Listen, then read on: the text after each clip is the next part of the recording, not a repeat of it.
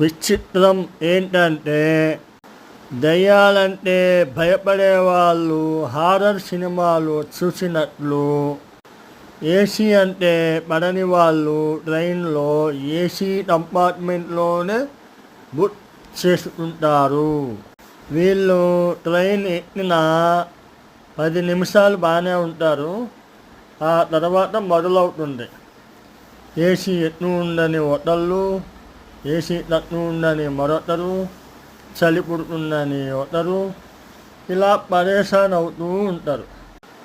మరి ఏసీ పడని వాళ్ళు ఏసీలో ఎందుకు బుక్ చేసుకున్నారనేది ఎవరికి అర్థమవుతుంది.